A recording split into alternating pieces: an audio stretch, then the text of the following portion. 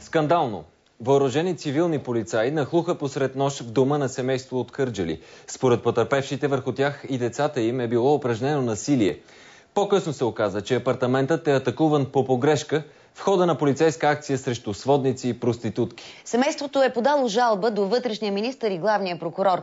С заповед на вице-премиера Цветан Цветанов, инспекторът на МВР започва проверка по случая.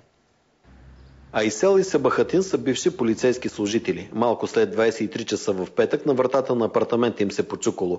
Сабахатин отворил и 4 цивилни с извадени пистолети го съборили на земята, ритали го, след което му сложили белезници.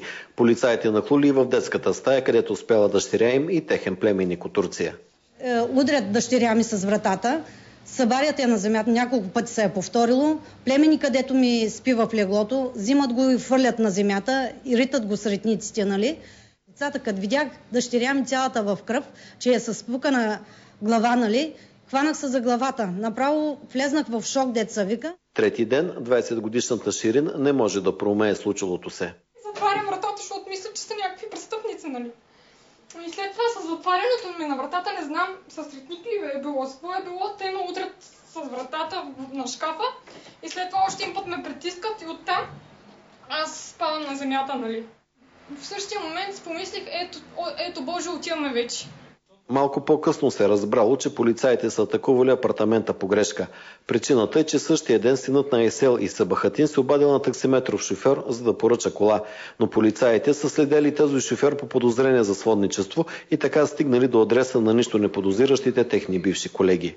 Това въобще не може да се обясня. Аз съм бил също бивш служител и то 11,5 вечерта без прокурорско разрешение, без прокурор, без следователи.